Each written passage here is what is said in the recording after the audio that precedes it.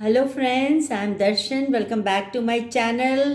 आज मैं आपको बताऊंगी कौन से ऐसे लोग हैं और वो क्या करते हैं कि उनकी मैनिफेस्टेशन और लॉ ऑफ अट्रैक्शन 100% काम करती है। उनको वो मिलता है जिसके लिए वो मैनिफेस्ट करते हैं और लॉ को अट्रैक्ट करते हैं अपनी चीज़ों को हासिल करने के लिए। सबसे पहली बात यह है कि हमें कुछ भी हासिल करने के लिए उसके लायक बनना पड़ता है। उनकी सारी शर्तों को, या शर्तें नहीं कह सकते, या उनके जो लॉज हैं उनको पूरी तरह अपने अंदर अडॉप्ट करना चाहिए। हाँ, ताकि हम एक अच्छे रिसीवर बने, एक अच्छे लेनदार बने।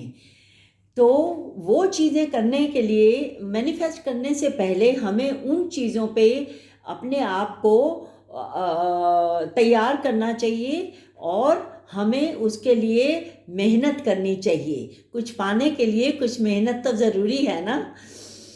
आज मैं आपको 2-3 ऐसे एग्जाम्पल्स दूंगी जो हमारी आंखों के आगे आगे, आप भी उनको जानते हैं, कैसे उन्होंने मैनिफेस्ट करके और कैसे उन्होंने मेहनत करके अपने आप को इस लायक बनाया कि उन्होंने जो चाहा वो उन्हें मिला। धीरू भाई अंबानी को कौन नहीं जानता। वो दुनिया का सबसे one of the richest person थे।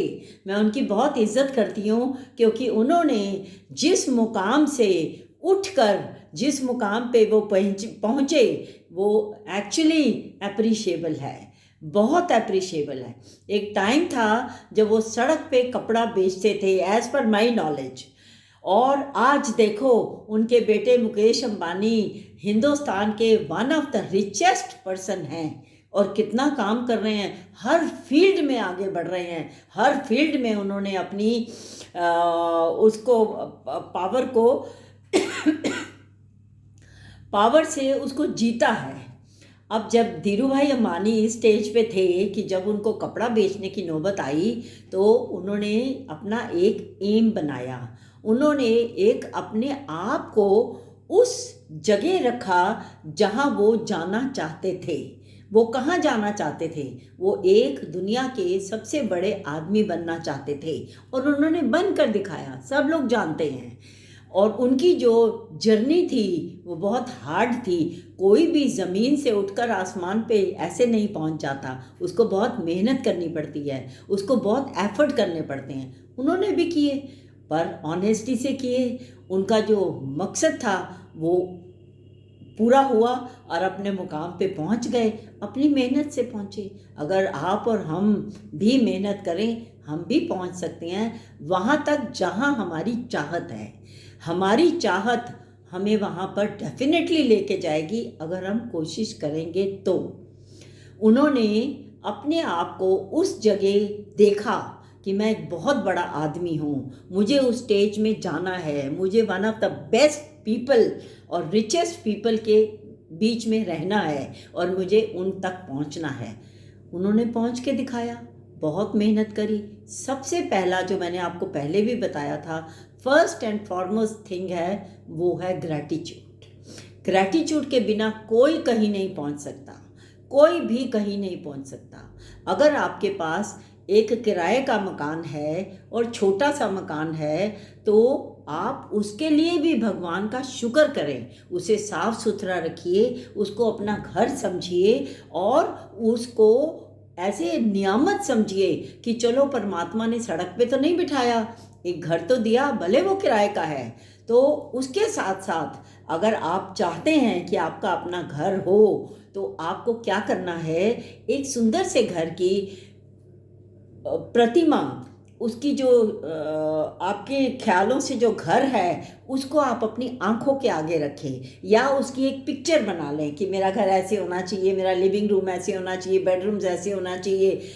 मतलब आप जिस औकात में हैं या जिस स्टेज पे हैं उसको आप ज़ीरो से 50 करोड़ तक नहीं कर सकते, धीरे धीरे धीरे धीरे आगे बढ़ते हैं। आप उसको पहले सोचिए कि मुझे बस सिर्फ 2 बेडरूम का घर चाहिए, इससे ज़्यादा मुझे कुछ नहीं चाहिए, और उसको आप एक पिक्चर बना के अपने टीवी पे या किसी स्क्रीन पे या आपने जहाँ सोते हैं सामने लगा दीजिए। उसको रोज़ देखिए, रोज़ देखिए, रोज़ देखिए, और आप सोचिए कि आप उस घर में रह रहे हैं। विजुअलाइज कीजिए।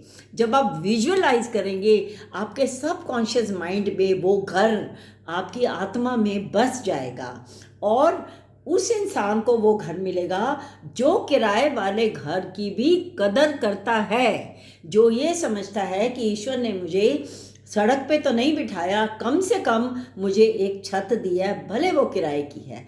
वो उस चीज़ को हासिल करने में कामयाब होगा, क्योंकि भगवान जब तक उसका ग्रेटफुल नहीं होते तब तक वो आपको कुछ नहीं देता।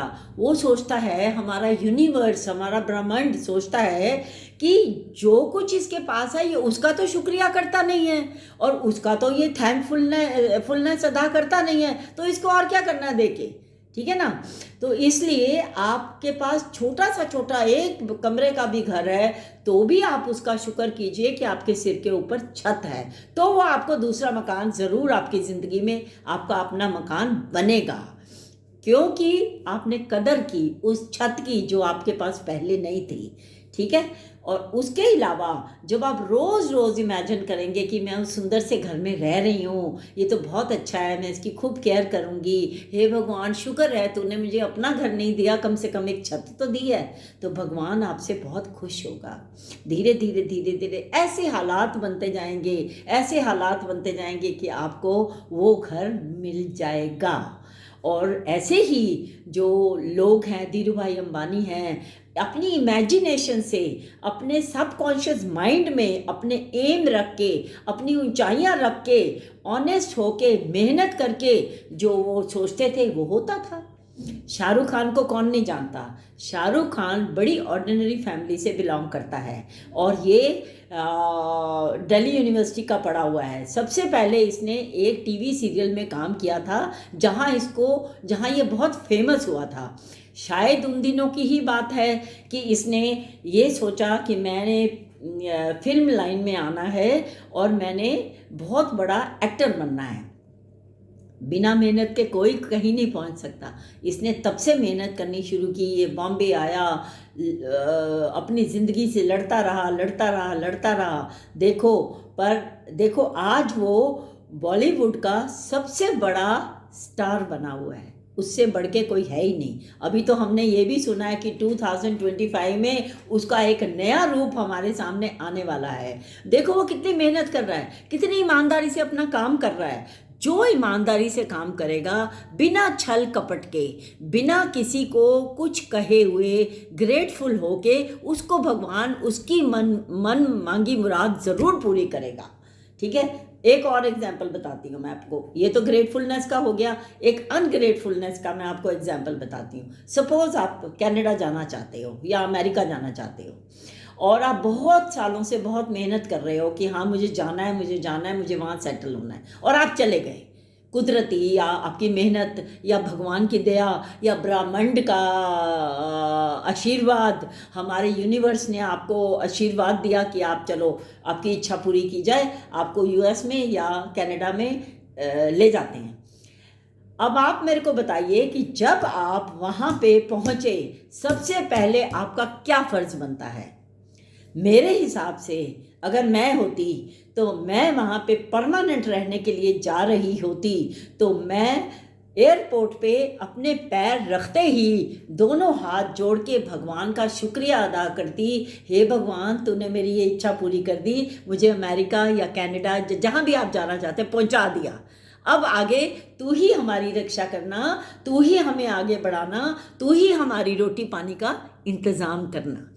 तो उसको करना पड़ेगा, उसको हर हालत में करना पड़ेगा। वो आपको घर भी देगा, गाड़ी भी देगा, सब कुछ देगा, लेकिन आपको उसका थैंक यू करना है बिना लिए। मैंने एक वीडियो बनाया था कि बिना लिए ही, बिना कोई चीज़ आपके पास आए नहीं आई, जो भी आप उसको एज्यूम करो, आप उसको सोचो कि हमें मिल गई है, तो वो आपको पूरी तरह मिलेगी ही मिलेगी।